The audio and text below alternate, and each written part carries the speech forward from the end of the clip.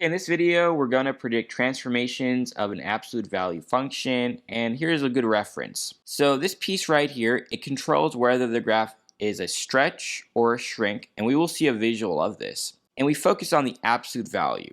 So if it's 5, 5 is bigger than 1, it's going to be a vertical stretch. If it's negative 5, it's also going to be a vertical stretch, but it's also going to be a reflection because it's negative. If the value is bigger than 0 but less than 1, let's say 1/2, it's going to be a vertical shrink. Now this piece controls whether the graph goes left or right. It does the opposite of what you think because the formula already has a negative. So if you see a negative 5, it's going to go right 5. And this piece does up and down, and it does what you think because the formula is already positive. With that said, we're going to solve 3 problems. So our parent function is the absolute value of x, which makes this v shape like this. We want to know what will happen for these 3 cases. So again, this a value is bigger than 1. It's 3, so it's going to be a vertical stretch. I'm going to circle vertical stretch. That's a negative 2. So I know this piece does left and right, and it does the opposite of what you think. So it's going to go right by 2. Another way of thinking about this, maybe some people, it helps them to remember you want to make this piece 0. What value makes it 0? That would be positive 2. Now we have a plus 1 on the outside. It does what you think. It does up and down, so up by 1. So now we have this one. So we have a negative. A negative tells us it's going to be a reflection, and the absolute value of negative 2 is positive 2, which is bigger than 1, which is a vertical stretch.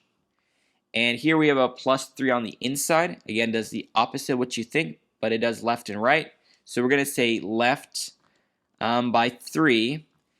And this does up and down. It does what you think. So negative 1 means down by 1. Again, we will see a visual of all 3 of them. Our last one, we have a 1/2 in the front. So that's going to be a vertical shrink. And we have a plus 1 here. So we're going to go left by 1. So we'll say left by 1. And we have a plus 2 on the outside, so it's going to go up by 2. So now for a visual. So the absolute value of x, like this. Why it looks like this? If I put a 0 here, the absolute value of 0 is still 0.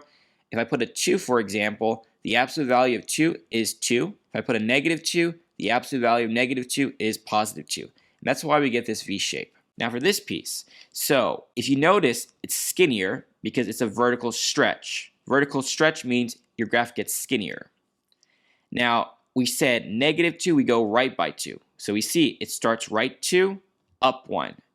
A way of thinking about this, another way of thinking about this, if I plugged in a 2 here, 2 minus 2 is 0, 0 times 3 is 0, 0 plus 1 is 1. So our vertex would be 2, 1. Now for this one, we have a negative. So we know it's a reflection, and it's 2, so another vertical stretch, so graph gets skinnier. And we have a plus 3 on the inside, so we go left 3. And then we have a negative 1, so we go down 1. The last one, a vertical shrink. That means the graph gets fatter or wider. And our starting point, we have a plus 1, so we go left 1. And we have a plus 2, so up 2. And that's pretty much it for this video.